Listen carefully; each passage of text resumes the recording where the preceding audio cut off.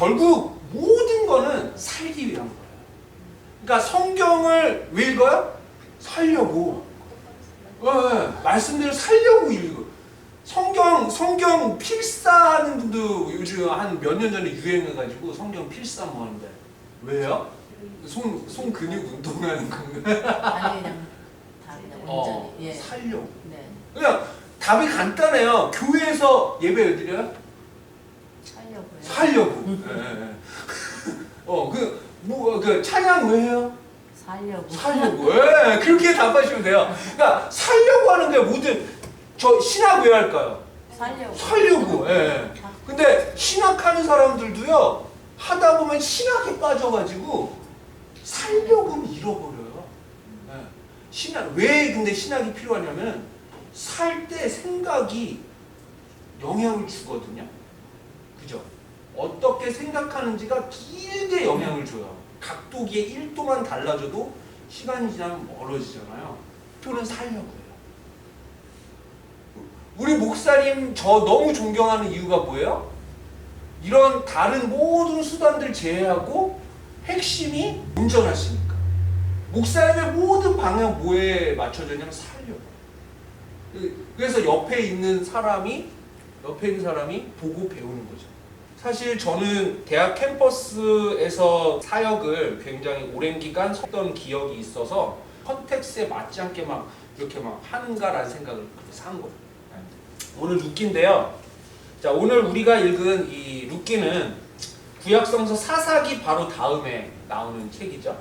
그래서 개신교 구성 방식에서는 룻기라고 하는 것이 이제 사사 시대의 배경으로 이렇게 언급하고 있기 때문에 어떻게 보통 이해를 하냐면 혼란스러운 사사 시대에 룻기는 꽃이다 이렇게 이해를 하고 있었습니다.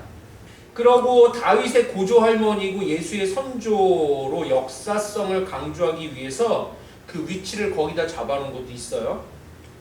그러나 룻기는 유대교 경전으로서는 그 역사서에 위치하지 않고 성문서, 유대교 경전은 세 개로 크게 나눕니다. 하나는 모세오경, 토라, 그 다음에 예언서. 예언서는 느비임이라고 하는데 예언서는 그 전기 예언서가 있고 후기 예언서가 있어요. 전기 예언서는 우리가 역사서로 알고 있는 것 중에서 사무엘 그다음 뭐 이렇게 붙은 거 있죠. 그래서 신명기 역사서라고 하는데 이런 게 있고, 그리고 후기 예언서가 우리가 알고 있는 예언서들이에요.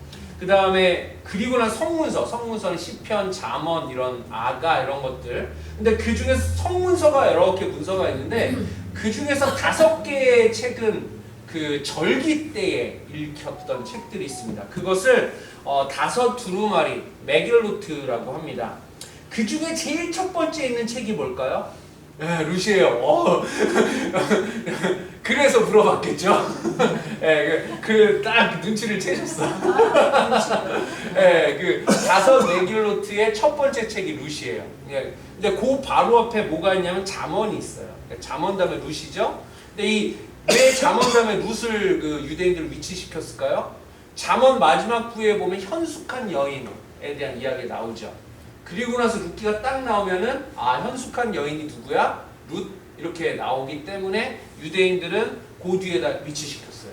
시대가, 그래서 학자들은 이 룻기가 쓰여진 시대가 책에는 사사기라는 시대 배경을 쓰고 있지만 이것이 쓰여진 시대는 제2성전기. 이거 제2성전기는 첫 번째 성전은 솔로몬 성전이죠. 두 번째 성전은 스룹발 성전, 에스라, 느헤미야, 포로기로 끝나고 넘어와서 지은 성전입니다. 요 시기에 그 룻기가 쓰여졌을 것으로 예상을 하고 있습니다. 그 당시에 사용됐던, 요 시기에 사용됐던 언어나 표현이나 아람어의 영향력들을 고려할 때 그렇게 생각되는 거죠. 유대교하고 고대 이스라엘 종교가 달라요. 그러니까 유대교는 언제 시작해요? 에스라, 느헤미야, 제2성전기가 유대교의 시작입니다.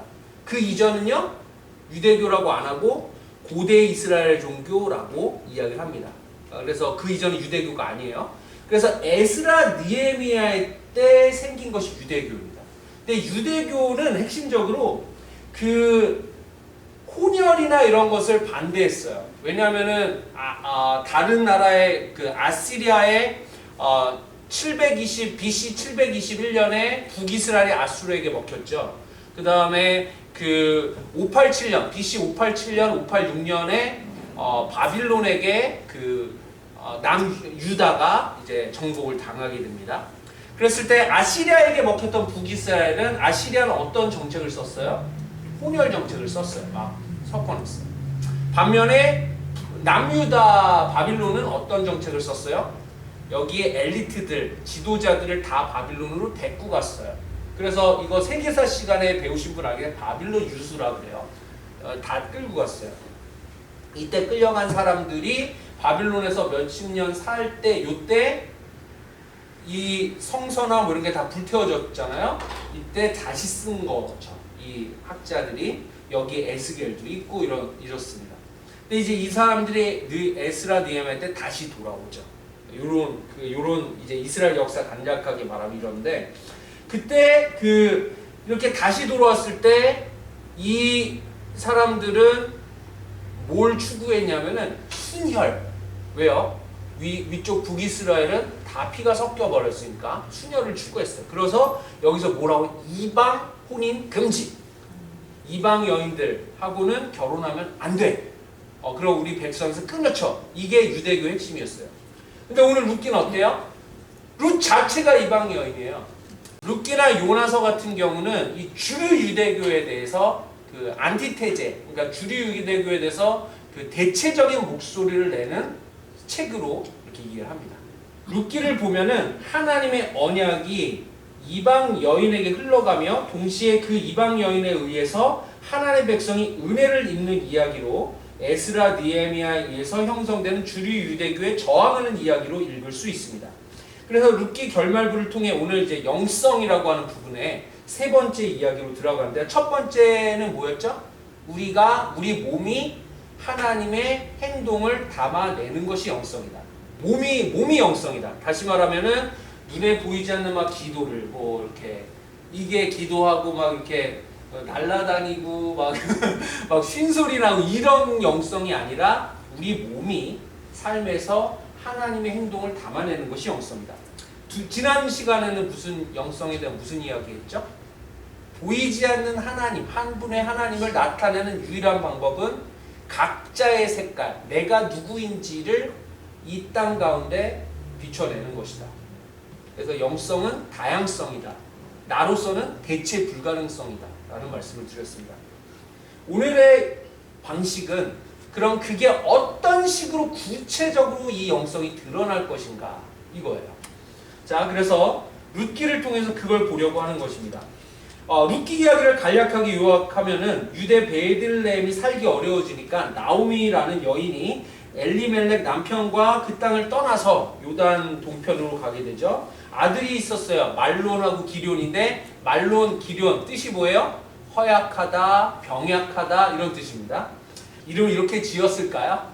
교회에선 이런 말 안 하지만 룻기는 그냥 이 어떤 메시지를 담은 소설이라고 생각하시면 더 편합니다. 그런다고 해서 하나님이 말씀하신 거 아닌 거 아닌데 이렇게 말하면 하나님 말씀 아니라고 느끼는 분들이 많아서 이렇게 함부로 하지는 않아요. 이렇게 교회에서. 근데 여러분들은 뭐 이렇다고 하나님 말씀 아니라고 듣는 분들 여기 없을 것 같아서 말씀드리면 룻기는 그냥 제2 성전기에 지어진 어떤 목적을 가진 메시지를 가진 소설이다 이렇게 생각하시면 돼요. 그래서 이름들이 다 의미가 있어요. 룻은 뭐예요? 여자친구. 룻의 이름은 여자친구. 그 다음에 엘리멜렉은 엘이 하나님이고요. 멜레크가 왕이에요. 하나님은 나의 왕이시다 이런 의미예요. 그리고 말론, 기럨 이게 허약하다, 병약하다. 그 다음에 오르바는 뭘까요? 왜 사람들이 오르바 하면은 사실 룻기 읽어보시면 알겠지만 오르바에 그렇게 나쁜 게 안 나와요. 그냥 너 있으라고 하니까 룻은 난 죽어도 가겠다고, 오르바는 에이 뭐 그러면 가, 요 정도예요. 근데 느낌이 얘는 뭐 완전히 느낌이 이런 느낌을 가지게 된 이유가 있어요. 이름 때문에 그래요. 이름이 반항하다 이런 뜻이에요. 그러니까 해석자들이 과거의 전통적 해석자들은 오르바를 좀 안 좋게 표현이 느껴지는 거죠. 근데 이게 실제 역사였다면은 오르바가 그렇게 나쁜 사람이 아니에요. 네.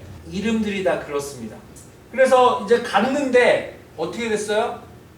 다 탕진하고 남편 죽고 결혼했는데 이방 여인과 결혼했는데 다 아들들도 다 죽었어요. 무슨 생각했을까요? 내가 가족 믿음의 공동체를 있어야 되는데 내가 믿음의 공동체를 떠나서 다 이런 불행들이 생겼어라고 죄책감이 들었겠죠. 네. 그게 어떤 멘탈이에요? 유대교의 멘탈이에요. 이렇게 있어야 신앙 공동체야 라고 하는 생각입니다. 근데 하나님이 그런 분인가? 라는 질문을 루키는 던지고 있는 거예요. 그게 죄인가? 유다 지파에 있는 땅이 베들레헴인데 여기서 양식 먹을 게 있다 라는 소리가 들리니까 다시 가려고 합니다.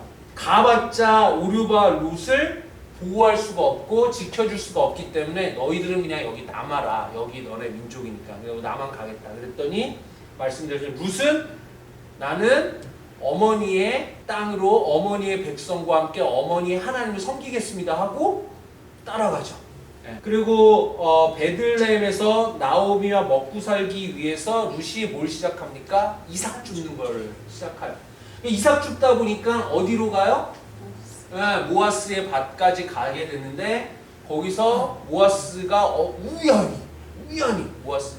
보아스가 보고서 이야 그녀를 환대하죠. 그래서 나오미는 보아스가 그 사람 우리의 기업 물을 사람이야 그걸 알리고 룻에게 그 사람을 꼬실 이런 전략을 제공합니다. 그래서 룻이 그 시어머니의 말씀을 잘 듣고 그 보아스를 꼬십니다. 그래서 마음을 얻어요. 결정적으로 마음을 얻었을 때 보아스가 기업 물을 사람이 내 앞에 우선적으로 먼저 물어봐야 될 사람이 있다라고 해서 그것을 이제 마을에 증인들을 세우고 그것을 결정하기 위해서 갑니다. 그리고 그 결정이 오늘 우리가 읽었던 본문이죠. 기업을 물을 자라는 의미가 그럼 뭘까요? 그 당시에는 이 공동체가 약자보호 시스템을 구성하기 위해서 누군가 남자가 땅을 가지죠. 그럼 그 남자가 죽으면 어떻게 돼요? 이 사람은 땅이 없죠. 그러면 그 아들들이 여럿이 있어요. 근데 혼이 나지 않은 아들이 있어요. 그러면 다시 주는 거예요. 그럼 거기서 자녀가 났죠. 그러면 이 자녀에게 땅이 넘어가고 이 원래 남편의 이름으로 이 땅이 넘어가게 되는 겁니다.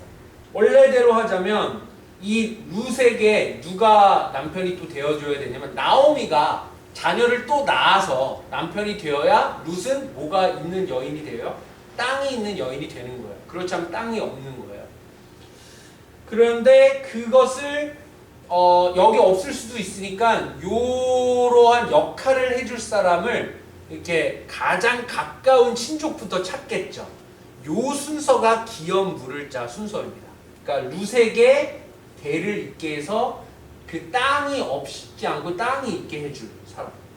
그런데 그 의무가 있는 사람인데 그 사람은 뭘 딱 보면 여기서 보니까 나오미는 더 이상 근데 이 여기서 받아야 될 이름이 누구 이름 밑에 받는 거예요? 엘리멜렉, 그죠? 엘리멜렉의 이름으로 되어준 땅을 이제 넘겨주게 되는데 이 첫 번째 권한이 있는 사람은 이 누구만 생각한 거예요? 엘리멜렉의 이름에 있는 땅만 생각하니까 나오미만 자기가 거두면 되죠. 나오미는 생산력이 그러니까 자녀를 생산할 수가 없겠죠. 그럼 그 땅 누구 거 될 것 같아요? 척이 거 될 것 같죠. 그러니까 처음에는 내가 할게 그랬어요. 그랬더니 그 보아스가 이 얘기합니다. 그렇게 되면은 너가 누구도 데려가야 돼? 룻도 데려가야 돼. 왜냐하면 룻은 그 아들의 아내이기 때문에. 그렇게 되니까 어떻게 돼요? 그럼 어떻게 돼야 되냐면 룻에 의해서 자녀를 낳으면 그 자녀에게 자녀가 장성했을 때에 그 땅을 다시 일로 돌려줘야 돼요. 그러니까 계산이 처음 생각하고 안 맞는 거예요. 그래서 어떻게 했을까요? 아, 그럼 너가 해.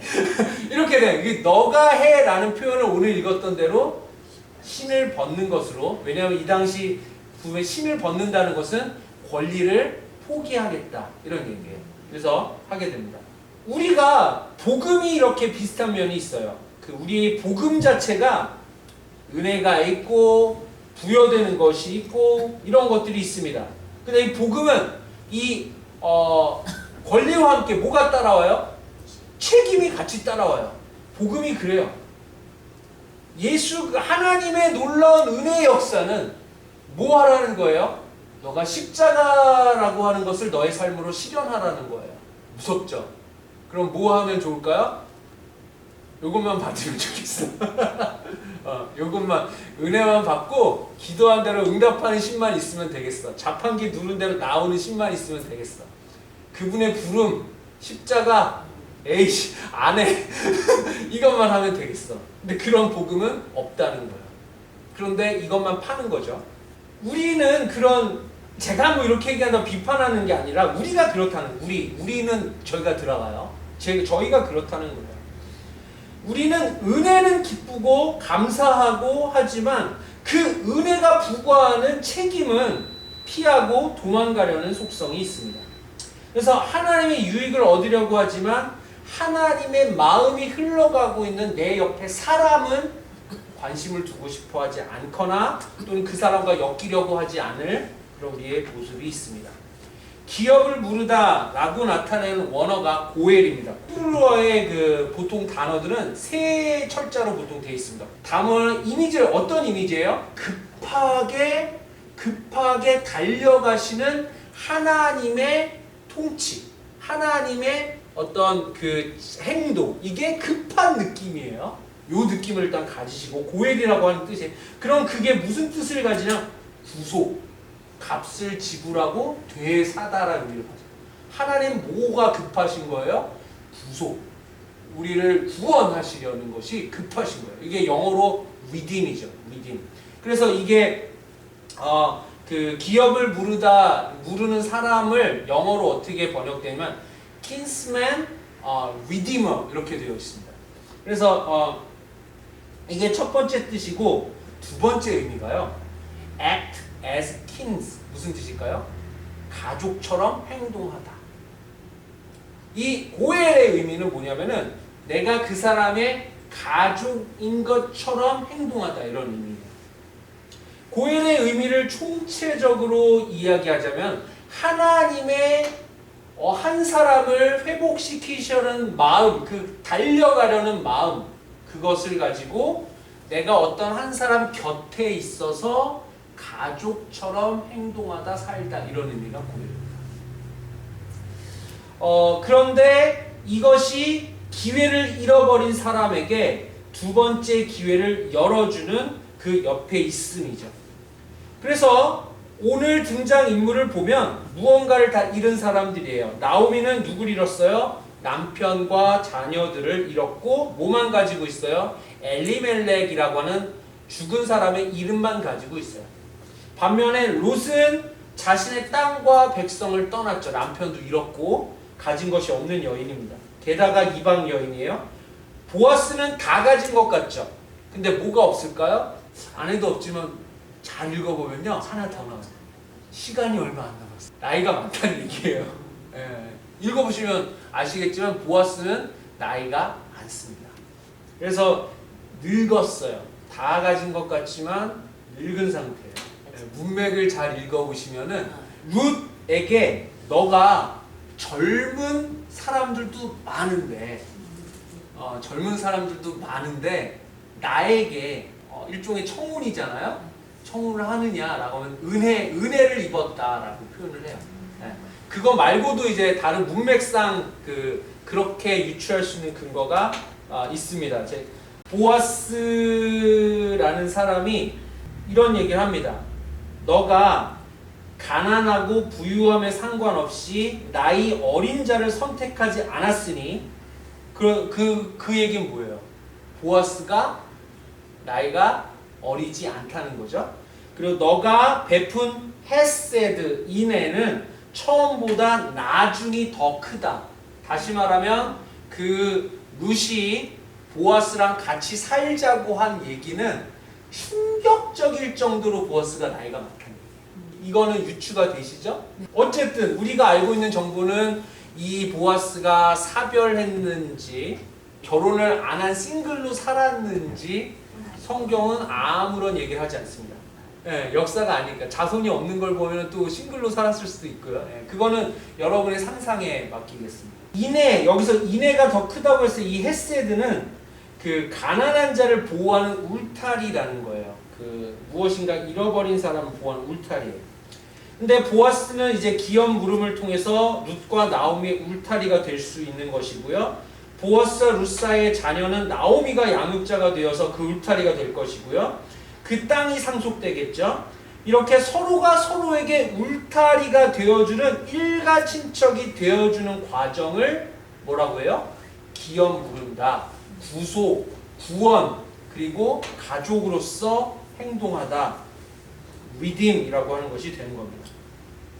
무언가 잃어버린 사람들에게 두 번째 기회를 열어주는 것이 구원입니다. 하나님은 이것을 위해 달려가시죠. 이 누군가의 곁에 울타리가 되는 부름에 응할 때에 서로가 서로에게 울타리가 되는 것입니다. 이 신앙의 몸을 맡기는 것이 바로 영성입니다. 이 헌신이 사랑이고 인애입니다. 그러므로 하나님을 사랑하는 그 사랑은 어떻게 우리의 삶에 구체적으로 표현됩니까? 누군가에게 나의 곁을 내어주는 것으로서 그 사람의 신앙이 표현되는 것입니다. 자신의 그런데 이것이 가지고 있는 복이 있는데요. 무슨 복이냐면은 이름을 얻는 것이에요.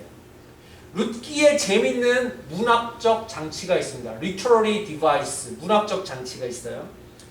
바로 이름이라는 건데요. 룻기 저자는 은혜의 땅의 권리는 원했지만 책임은 안 맡으려고 했던 그 사람의 이름을 뭐라고 할까요? 성경을 읽으신 분은 알겠지만 아무개라고 합니다. 권리만 하나님의 은혜의 권리만 누리고 내 친구 옆에 있는 이 지체에 대한 것을 그건 감당하지 않겠다라는 사람에게 주어진 이름은 뭐예요? Nobody, 아무개예요. 아무개. 그런데 오늘 그것을 끌어안은 사람은 이름이 보아스. 무슨 뜻일까요? quickness. 빠른, 이게 마음이 급한 이 사람. 자, 나오미가 거의 다 성사가 돼가는데 하나만 남았잖아요. 그때 룻에게 뭐라고 했을까요? 너 그냥 가만히 있으면 돼. 너 가만히 있으면 돼. 그 사람이 오늘 그 일을 끝내기까지는 쉬지 않을 거야. 보아스의 성품이에요. 끝내야 돼. 해결해야 돼. 이 룻이라는 사람과 나오미라는 사람이 반드시 공동체 안에서 자리를 얻어야 돼. 이것을 위해서 쉬지 않아. 누구 같아요? 아까 했던 고해. 하나님의 마음을 그대로 보아스라는 이름이 담고 있죠. 영성은요, 하나님의 어떤 한 성품을 여러분의 몸이 담아서 그것을 삶으로 살아내는 것입니다. 그래서 보아스는 누구의 이름을 짊어지고 있어요?